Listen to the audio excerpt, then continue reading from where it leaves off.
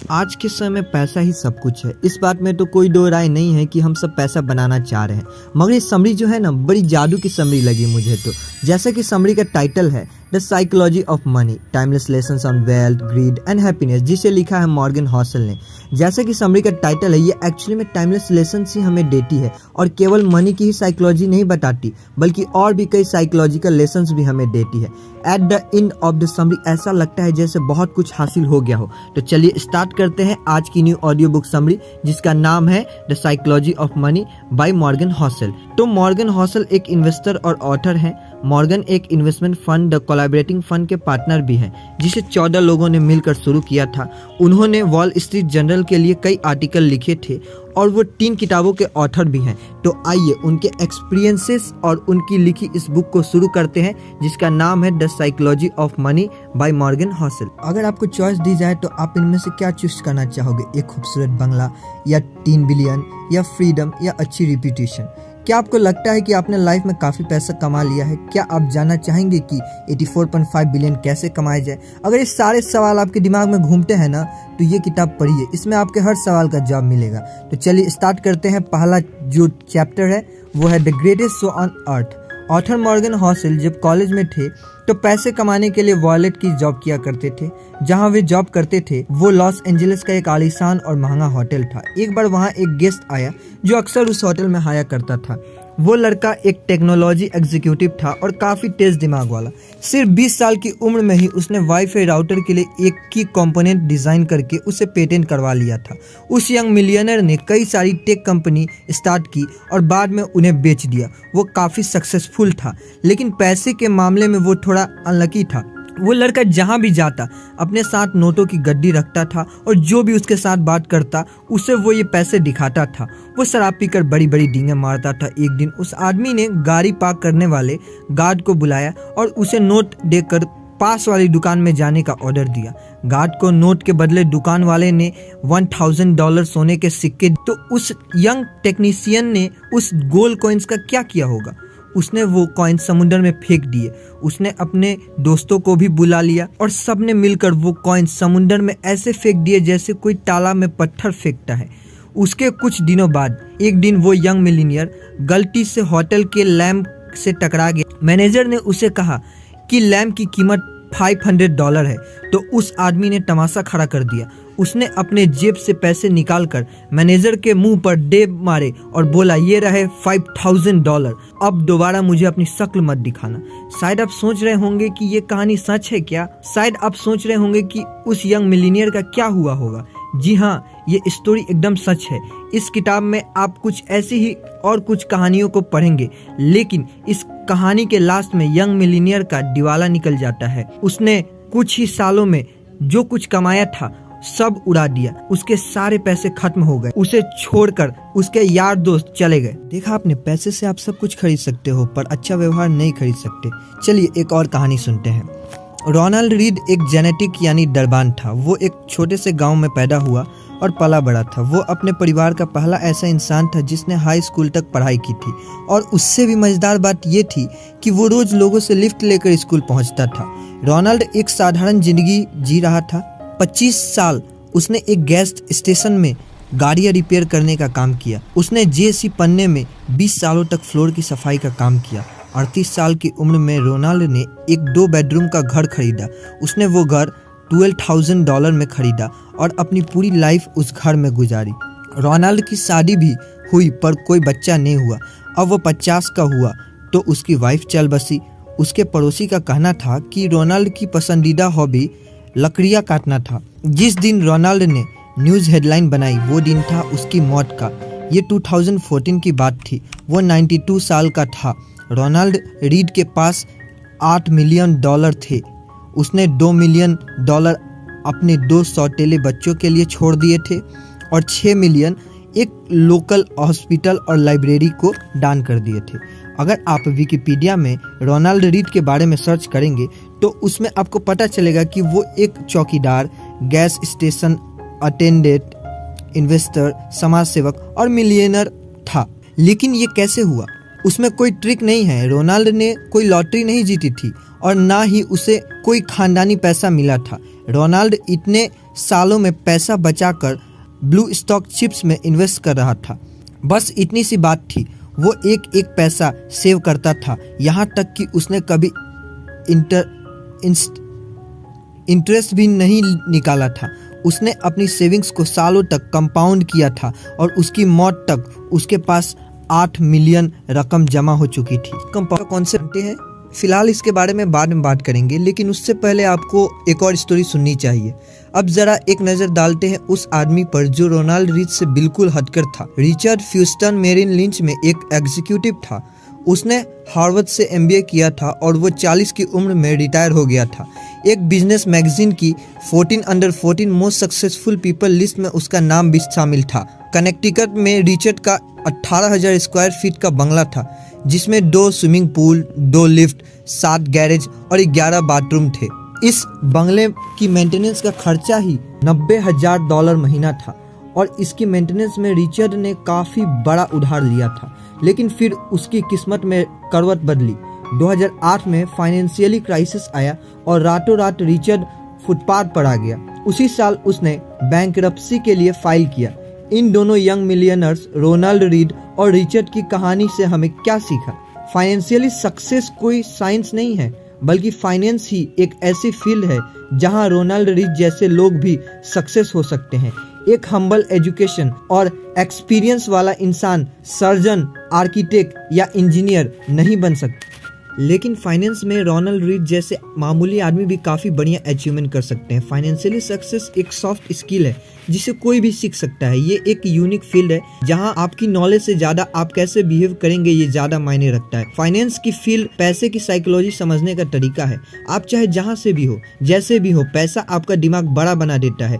बस आपको हमेशा अलर्ट रहने और ध्यान देने की जरूरत है। हर कोई अमीर बन सकता है पर हर कोई हम्बल नहीं होता। इन स्टोरीज और इनसे मिले लेसन्स के बाद अब हम आगे बढ़ते हैं नेक्स्ट चैप्टर को, जो है नेवर इनफ। वैनगार्ड के फाउंडर जॉन सी बॉगल ने एक बार एक स्टोरी सुनाई थी। एक बिलियनर के घर में पार्टी हो रही थी। एक कोने में कर्ट वेंग्यूटे और जोसेफ हेलर बैठे थे। दोनों अपने होस्ट की इनकम की बात कर रहे थे, जो कि एक हेज फंड मैनेजर था। कर्ट ने कमेंट किया कि उस आदमी की एक दिन की कमाई भी जोसेफ के नॉवेल कैच 22 की पूरे साल की बिक्री से भी ज्यादा है। इस पर जोसेफ ने कमाल का जवाब दिया। उसने कहा कि उसके पास वो है जो हेज फंड मैनेजर के पास कभी नहीं होगा, और वो है इनफ। कभी आपकी सोर्स ऑफ इनकम क्या है? क्या आप बोल सकते हैं कि आपके पास इनफ मनी है? चलिए इन दोनों की स्टोरी से जानते हैं। रजत गुप्ता कोलकाता का गरीब लड़का था। वो एक अनाथ, लेकिन 45 की उम्र में वो एक सीईओ बन गया था। रजत दुनिया की जानी मानी कंसल्टिंग फर्म में से एक मिक्सने के सीईओ थे। साल 2007 में जब वो कंपनी से रिटायर हुए तो उसके बाद उन्हें United nation and world economic forum में एक बड़ी इंपॉर्टेंट पोजीशन मिली। रजत 5 अलग अलग कंपनियों के बोर्ड ऑफ डायरेक्टर भी थे। कोलकाता की झुग्गी झोपड़ी से निकलकर उन्होंने सबसे अमीर बिजनेसमैन बनकर दिखाया। सन 2008 में रजत गुप्ता की वर्थ 100 मिलियन हो चुकी थी, लेकिन वो अपने पैसे से कभी भी सेटिस्फाई नहीं हुए। वो एक सेटा मिलियनर बन चुके थे, तो अब उन्हें एक बिलियनर बनना था। वो उस सर्कल में आना चाहते थे। फिर रजत गोल्डमैन सैक्स के बोर्ड ऑफ डायरेक्टर बने। उन्होंने बिलियनर बनने के लिए खुद को आगे बढ़ाया। 2008 में गोल्डमैन सैक्स इकोनॉमिक क्राइसिस के दौरान में थी। वॉरेन बफेट ने कंपनी को बेचने के लिए उनमें 5 बिलियन का इन्वेस्ट करने का डिसीजन लिया। एक बोर्ड मेंबर होने के नाते रजत गुप्ता को ये बात पब्लिक से पहले पता चल गई। वॉरेन की फंडिंग से बेशक कंपनी के स्टॉक ऊपर जाने के चांस थे।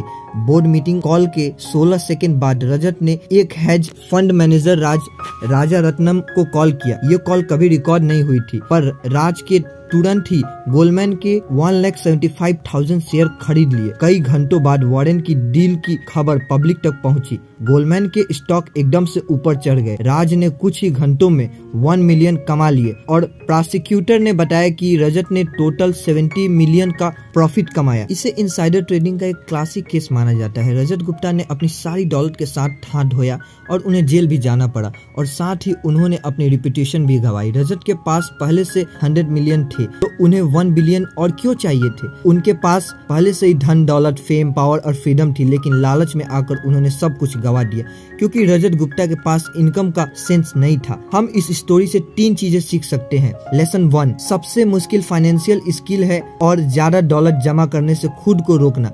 ज़्यादा पावर, ज़्यादा फेम और ज़्यादा पैसे का लालच, सेटिस्फेक्शन से ज़्यादा एम्बिशन को बढ़ावा देना। इस पॉइंट पर आकर जब आप आगे नहीं बढ़ते तो आपको लगता है जैसे आप पीछे जा रहे हैं और फिर आगे बढ़ने के लिए आप बड़े से बड़ा रिस्क लेते हैं। मॉडर्न कैपिटलिज्म दो चीज़ों से बहुत अच्छा है। दौलत के साथ साथ आप लालची भी होते जाते हैं। इंसान अपनी हद भूल जाता है, उसे समझ नहीं आता कि कहाँ पर रुकना है। अब बात करते हैं दूसरे रिलेशन की, सोशल कॉम्पोजिशन यानी दूसरों से तुलना करना। ये एक प्रॉब्लम बन जाती है। मान लो एक फुटबॉल प्लेयर साल का 5 लाख कमाता है, उसके पास पहले से ही काफ़ी पैसा है, पर हम अगर उसकी तुलना माइक ट्राउस से करें जिसका 430 मिलियन साल के हिसाब से 12 साल का कॉन्ट्रैक्ट है, तो हमें ये रूकी प्लेयर उसके सामने एकदम गरीब लगेगा। अब मान लो हेज फंड मैनेजर जो 36 मिलियन कमाता है, पर 2018 में top 10 highest paid hedge fund managers कम से कम 340 मिलियन साल के कमाते थे, तो हमें ये 36 मिलियन उसके मुकाबले काफ़ी कम लगेगा। लेकिन अगर टॉप 10 हेज फंड मैनेजर्स जो साल के 340 मिलियन कमा रहे हैं, वो अपनी तुलना अगर टॉप 5 से करें तो top 5 hedge fund manager 770 million कमाते हैं। और अगर आप टॉप 5 खुद की तुलना वॉरेन बुफ से करें तो जो कि 2018 में उनसे 3.5 बिलियन ज्यादा अमीर हैं। और अगर वॉरेन बुफ जेफ बेजोस से लेवल पर आना चाहें तो उनकी नेटवर्थ 2018 में 24 बिलियन थी। तो देखा आपने, सोशल कॉम्पोजिशन की दीवार बहुत ऊंची है जिसे कोई छू नहीं सकता। अगर आप इस खेल में शामिल हो जाओ कि मैं अपने दोस्तों जितना अमीर होना चाहता हूँ, तो आप कभी नहीं जीत सकते, क्योंकि जीतने और पैसा कमाने की कोई लिमिट नहीं है। कोई पॉइंट नहीं जहां आपको इनफ लगे, आप सेटिस्फाई फील करो। जीतने का एक ही तरीका है कि लड़ो ही मत। मान लो कि आपके पास काफी है, चाहे आपके आसपास के लोग और की चाह में पागल हुए जा रहे हों। लॉस वेगस में एक डीलर ने एक बार कहा था, कैसीनो में जीतने का एक ही तरीका है, घुसते ही बाहर निकल जाओ। सोचो आप एक एग्जीक्यूटिव विलेज की पार्टी में हैं, आप और आपके दोस्त डिस्कस कर रहे हैं कि कौन सबसे अमीर है, किसके पास सबसे बड़ा घर है और कौन सबसे ज़्यादा फेमस है और किसे लोग सबसे ज़्यादा पसंद करते हैं। लेकिन आप देखोगे कि विनर कोई भी नहीं होगा, जीतेगा वही जो अपने आप से सेटिस्फाई है, जो एक छोटे से घर में प्यार करने वाली फैमिली के साथ एक हंसी खुशी एक खुशहाल जिंदगी जी रहा है। अब इस इम्पॉर्टेंट लर्निंग को सीखने के बाद बढ़ते हैं अगले चैप्टर की ओर, कंफाउंडिंग कंपाउंडिंग। एक फील्ड से सीखी हुई बातें हमें दूसरे फील्ड में काम आती है। क्या आपको पता है बहुत पहले आइस एज क्यों आया था? ये कुछ उसी तरह है जैसे इन्वेस्टमेंट में कंपाउंडिंग आपके पैसे पर ग्रो करती है। 19वीं सेंचुरी में जाकर साइंटिस्ट इस बात पर एग्री हुए थे कि धरती में कभी आइस एज आया था। इसका सबूत इतने करीब था कि आसानी से नजरअंदाज कर लिया जाता था। धरती में सिर्फ एक ही आइस एज नहीं आया, बल्कि हमारी पृथ्वी में 5 आइस एज देखे हैं, जिनकी डेट पर आज भी एक्यूरेट अंदाजा लगाया जा सकता है। क्या आप सोच सकते हैं कि पूरी दुनिया को बर्फ से कवर करने, बर्फ पिघलने और फिर से बर्फ से ढकने पर कितनी एनर्जी की जरूरत पड़ेगी? तो ये घटना 5 बार हो चुकी है, लेकिन आइस एज आया ही क्यों? आइस एज के पीछे का क्या वजह है? इसके बारे में बहुत सी थ्योरी है। एक थ्योरी के हिसाब से माउंट रेंज में हलचल होने की वजह से क्लाइमेट में चेंज आया। एक दूसरी थ्योरी कहती है कि आइस धरती का नेचुरल वातावरण है जिसमें ज्वालामुखी फटने से बदलाव आया है। हालांकि ये थ्योरी सिर्फ एक आइस एज को एक्सप्लेन करती है, ना कि पांचों को। 19वीं सदी की शुरुआत में एक सर्बियन साइंटिस्ट म्यूलिटिन मुल्कोनोविच ने सोलर सिस्टम में धरती की पोजीशन को स्टडी किया और वो इस नतीजे पर पहुंचा कि सूर्य और चंद्रमा की ग्रेविटेशनल ताकत का प्रभाव पृथ्वी की दूरी पर पड़ता है। मिलांकोविच ने कहा कि कई बार ऐसा भी होता है कि पृथ्वी अपनी धुरी पर कुछ ज्यादा ही झुक जाती है, जिससे इसे नॉर्मल से ज्यादा सोलर रेडिएशन मिलता है। पृथ्वी के हेमिस्फीयर में आने वाले बदलाव के चलते बहुत ज्यादा ठंड हो गई, जिससे पूरी पृथ्वी बर्फ की मोटी चादर से ढक गई। व्लादिमीर कॉपर जो एक रशियन मीटियोरोलॉजिस्ट हैं, उन्होंने इस थ्योरी में एक कंडीशन जोड़ी है। उन्होंने कहा कि एबनॉर्मल टिल्ट की वजह से धरती पर गर्मियों के मौसम में भी ठंड बढ़ गई थी। ये उस तरह की गर्मी थी जिसमें इतनी गर्मी नहीं होती कि पूरी बर्फ को पिघला सके। गर्मियों के बाद भी धरती के कुछ हिस्से बर्फ से ढके रहे, जिससे बर्फ को आने वाली सर्दियों में भी टिके रहने में आसानी हुई। साल दर साल इसी तरह बर्फ के ऊपर बर्फ की परतें जमा होती रही, जब तक कि पूरी पृथ्वी बर्फ से ढक गई और इस तरह आइस एज आया।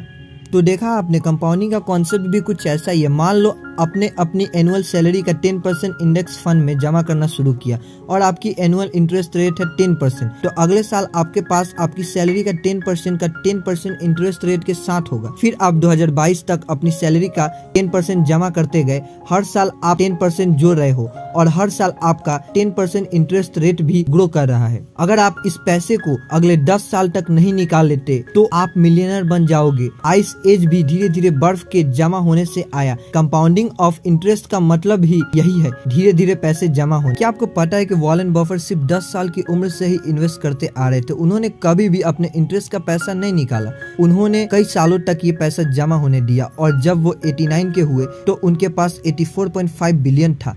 ये उनके डिसिप्लिन और 8 दशकों के कंपाउंडिंग का नतीजा था। अगर आप कैलकुलेट करें तो वॉरेन बुफे ने अपने 50वें जन्मदिन के बाद 84.5 बिलियन कमाया। ये सब कंपाउंडिंग के पावर का कमाल है। इस इक्वेशन के बारे में सोचो, अगर 8 को 8 से 9 बार जोड़ा जाए तो 72 होता है, ये जोड़ है। लेकिन जब 8 को 8 से 9 बार मल्टीप्लाई करेंगे तो क्या होगा? तो आपका आएगा 13,42,17,728। देखा आपने कितना फर्क है। वॉरेन जब 20 या 30 के थे तो वो अपना पैसा यूं ही नहीं खर्च करते थे और उन्होंने 60 या 70 का होने तक इन्वेस्टिंग नहीं छोड़ी, वो लगातार इन्वेस्ट करते गए। उन्होंने 25 सालों तक पैसे जमा किए। वॉरेन की दौलत पर कई सारी किताबें भी लिखी गई है। फिर से बता दे, उनके पास 84.5 बिलियन है। उन्होंने 10 साल की उम्र में इन्वेस्ट करना शुरू किया था और 89 का होने तक करते रहे। अगर कंपाउंडिंग पर सच में कोई किताब लिखी जाए तो उनका नाम होना चाहिए शट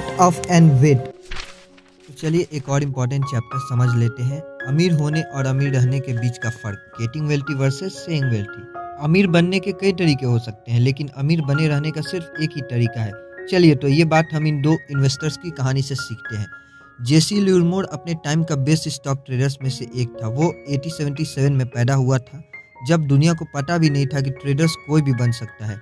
उससे पहले ही उसने खुद को एक ट्रेडर के तौर पर इस्टेब्लिश कर दिया था। 30 साल की उम्र में ही जेसी ने 100 मिलियन कमा लिए थे। 1929 में स्टॉक मार्केट क्रैश हो गई, जिसकी वजह से ग्रेट डिप्रेशन आया। उन दिनों चारों तरफ बस यही न्यूज छाई हुई थी। वॉल स्ट्रीट के ना जाने कितने ही स्टॉक ट्रेडर्स ने सुसाइड कर लिया था। 29 अक्टूबर 1929 के दिन जेसी का परिवार घर पर उसका इंतजार कर रहा था। उसकी वाइफ और 2 बच्चे दरवाजे पर खड़े होकर उसके आने की राह देख रहे थे और उसकी मदर इन लॉ बेडरूम के अंदर बैठकर रो रही थी। जेसी घर पहुंचा। वो शॉक में था, पर इसलिए नहीं कि उसका दिवालिया निकल चुका था। उसने अपनी वाइफ को पूरी बात बताई। वह यूँ था कि जेसी ने शर्त लगाई थी कि स्टॉक मार्केट नीचे आएगा और उसका अंदाजा एकदम सही निकला और वो करोड़पति बन गया। उस दिन अक्टूबर 29 को उसने 3 बिलियन पैसे कमाए थे। जब हर कोई ये शर्त लगा रहा था कि स्टॉक के रेट ऊपर जाएंगे तो उस वक्त जेसी ने भविष्यवाणी कर दी थी कि स्टॉक मार्केट नीचे गिरेगा। बस फिर क्या था, वो शर्त जीत गया और रातों रात बिलियनर बन गया। पर अब्राहम जर्मनस्काई के साथ कुछ अलग किस्सा हुआ। अब्राहम एक अमीर रियल एस्टेट डेवलपर था। 1920 के दौरान वो मिलियनर बन चुका था। बाकी ट्रेडर्स की तरह अब्राहम ने काफी बड़ी शर्त लगाई थी कि स्टॉक मार्केट ऊपर चढ़ता रहेगा। स्टॉक मार्केट क्रैश के कुछ दिनों बाद ही अब्राहम गायब हो गया। दरअसल उसने सुसाइड कर लिया था। अब फिर से जेसी लिवरमोर पर आते हैं और उसकी स्टोरी पूरी करते हैं। 1929 के क्रैश के बाद जेसी और ओवर कॉन्फिडेंस और अनस्टॉपेबल हो गया। वो एक के बाद एक बड़ी बड़ी शर्तें लगाता चला गया और जीतता गया। जेसी को लगा कि वो यूं ही हमेशा जीतता रहेगा, लेकिन 1933 में उसने स्टॉक मार्केट में अपना सारा पैसा गंवा दिया। जेसी भी कुछ दिनों बाद गायब हो गया और उसने खुद की जान ले ली। जो चीज अब्राहम के साथ हुई थी वही 4 साल बाद उसके साथ भी हुई। अब्राहम की तरह वो भी सुसाइड करने पर मजबूर हो गया था। तो देखा आपने, दोनों आदमी अमीर तो बन गए थे पर अपनी अमीरी बरकरार नहीं रख सके। पैसा कमाना एक बात है पर उसे बनाए रखना अलग चीज है। पैसे कमाने के लिए आपको बाहर निकलना पड़ेगा, रिस्क लेने पड़ेंगे, आपको ऑप्टिमिस्टिक बनना होगा, लेकिन पैसे को बनाए रखने के लिए आपको हम्बल होना पड़ेगा। आपको ये बात याद रखनी होगी कि किसी भी वक्त किसी भी सेकंड आपकी सारी दौलत छीन सकती है, क्योंकि जिंदगी ऐसी ही है। यहाँ कब क्या होगा कोई नहीं जानता। कभी आप एकदम टॉप पे आओगे तो कभी एकदम बॉटम पर। पैसे को बनाए रखने के लिए आपको सोच समझकर पैसे का इस्तेमाल करना सीखना होगा। और ये भी एक फैक्ट है कि पैसा मेहनत से कमाया जाता है, पर इसे कमाने में किस्मत का भी बड़ा हाथ होता है। जिंदगी में हमेशा याद रखो कि सक्सेस समस्या रहने वाली चीज नहीं है। लाइफ में हार भी मिलेगी और नाकामयाबी भी। बीते कल की सक्सेस आने वाले सुनहरे कल की गारंटी नहीं दे सकती। अब हम वॉरेन बफेट के पास वापस चलते हैं और देखते हैं कि उन्होंने 70 साल से अपनी वेल्थ कैसे मेंटेन करके रखी है। उन्होंने अपना पैसा 10 सालों के लिए इन्वेस्ट किया और एक दशक से भी ज्यादा तक कंपाउंड होने दिया और 89 की उम्र में उनके पास 84.5 बिलियन थे। वॉरेन को इन्वेस्टिंग आती है। उन्हें पता है कि इन्वेस्टिंग के लिए कौन सी कंपनी बेस्ट रहेगी। उन्हें यह भी पता है कि सबसे सस्ते स्टॉक्स कौन से हैं और वो सबसे ज्यादा इफेक्टिव मैनेजर्स को जानते हैं और इस तरह से वो एक अमीर आदमी बने। लेकिन वॉरेन ने अपनी वेल्थ कुछ इस तरह से बनाए रखी। वो किसी बहकावे में नहीं आए। उन्होंने 14 रिसेशंस झेल लिए पर कभी भी घबरा कर अपने स्टॉक्स नहीं बेचे। उन्होंने अपनी रेपुटेशन दांव पर नहीं लगाई। उन्होंने खुद को किसी एक स्ट्रेटेजी, एक ओपिनियन या एक पासिंग ट्रेड तक सीमित नहीं रखा। उन्होंने कभी क्विट नहीं किया और ना ही रिटायर हुए। 65 साल के बाद भी वो कंपाउंडिंग करते रहे और इस तरह वॉरेन सरवाइव कर गए। कंक्लूजन, तो इससे कंक्लूजन ये निकलता है कि आपने इस किताब में उस यंग टेक जीनियस की कहानी पढ़ी जिसने $1000 गोल्ड कॉइन समुद्र में फेंक दिए थे, और अपने इस किताब में रोनाल्ड रीड की कहानी भी पढ़ी जिसने एक मामूली सा चौकीदार होने के बावजूद 8 मिलियन दान कर दिए थे। और आपने हार्वर्ड MBA ग्रेजुएट और रियल एस्टेट इन्वेस्टर रिचर्ड फॉस्कन के बारे में भी पढ़ा जिसने 2008 में क्राइसिस में सब कुछ गंवा दिया था। और आपने इस किताब में रजत गुप्ता की कहानी भी पढ़ी जिसके पास 100 मिलियन होने के बाद भी उसे 1 बिलियन और चाहिए थे। इस पुस्तक में आपने जैसे लियोनमोर और अब्राहम जार्मस्की की कहानी भी सुनी। इनमें से दिन के 3 बिलियन कमाता था जबकि दूसरा अपना सारा पैसा गंवा बैठा था। बाद में दोनों लोगों ने सुसाइड कर लिया था। आखिर में आपने इस बुक में वॉरेन बफेट के बारे में पढ़ा, तो इस सारे लोगों में से आप किसके जैसा बनना चाहोगे? याद रखो कि जिंदगी में रेपुटेशन, फ्रीडम, फैमिली, प्यार और खुशी ही सबसे कीमती चीज है जो पैसे, पावर और फेम से कहीं बढ़कर है। याद रखो ये दुनिया गोल है और हार और जीत जिंदगी का एक हिस्सा है। कभी हमारे पास सब कुछ होता है और कभी कुछ भी नहीं। अमीर बनने के कई सारे तरीके हैं पर अपनी अमीरी बरकरार रखने का सिर्फ एक ही तरीका है। इसलिए हम्बल बनो, पैसे की वैल्यू समझो और जो आपके पास है उसमें खुश रहना सीखो। जिनसे आप बेहद प्यार करते हैं उनके साथ वक्त गुजारो, क्योंकि परिवार और सच्चे दोस्त ही इंसान का सबसे बड़ा खजाना है।